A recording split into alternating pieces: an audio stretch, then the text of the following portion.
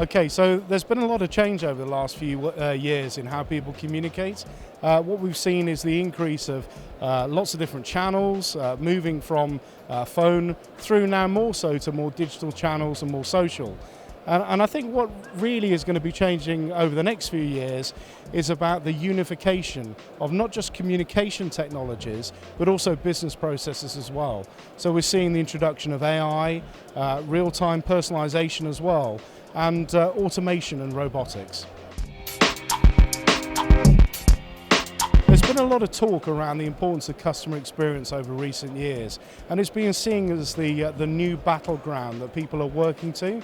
So customer expectations, customer experience are really going to help to drive this, but also coupled by the fact that people are digital, they're used to consuming cloud services and digital platforms, is really helping to drive this evolution. And then you consider some other aspects as well. So we're at the lowest unemployment levels, I think, since 1974. Wage growth is outstripping GDP as well. So the economic position is actually causing a position where people are having to look at driving productivity and efficiency to actually be able to compete.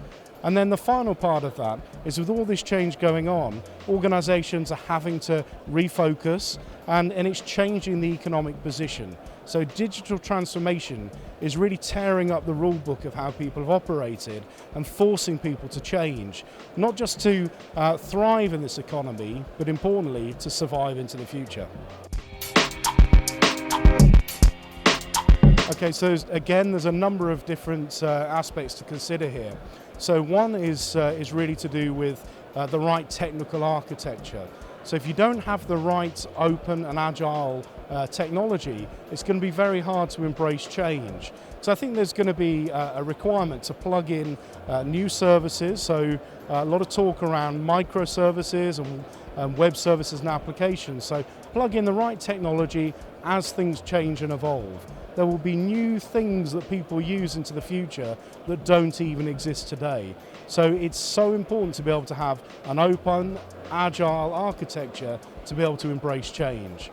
The next thing is about the culture. So a culture of adoption and consumption within the business, but also that innovation mindset. You know, we're talking about reimagining the business and how it operates, so consequently we need to think in a different way.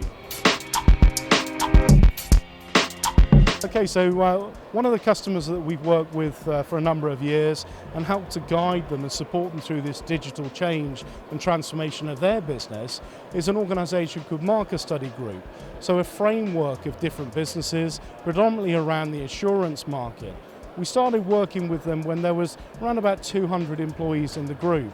And today, there's over 4,000 employees, and the business turns over in excess of £2 billion. And what they've done is they've really adopted that innovation mindset. They've looked at different sprints and agile projects to change the experience they deliver to customers. And it's about how do they add value to the people within the organization, to the customers, and to the staff. The next piece is starting to use data insights and AI to start to understand the patterns and the profiles of their customer. Because what they want to do is they want to change and enhance the service they deliver based upon different customer segmentation. So it's that data insight, the awareness, and the ability to react and change accordingly. And from there, they've built platforms that they've actually gone and extended out to market. So they've created a new value-driven position within their own marketplace to not only compete, but to create new incremental revenue streams. I think what we've got to do is consider the role of technology in the way in which people are working. So we know that the resource available is reducing. We know that the productivity has reduced as well. So what we're going to see into the future is the need for technology to play its part. So this concept of the blended workforce, where technology and people work in harmony. So now we're at a point where the technology can take away a lot of the grunt work, a lot of the mundane, competitive, low-level tasks, and we can start to free people up on doing their job, doing their core function, and adding value. So it will be about how do we remove the distractions, how do we do the core job, and how do we add value.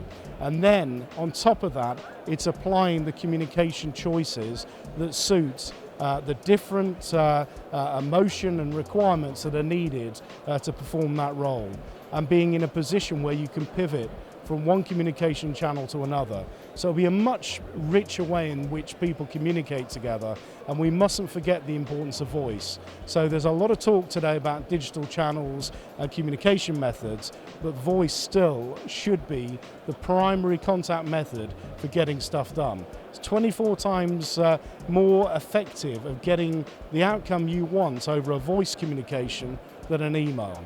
And face-to-face, if we're blending video in as part of that, 40 times more chance of getting the outcome you want through a face-to-face communication over and above an email.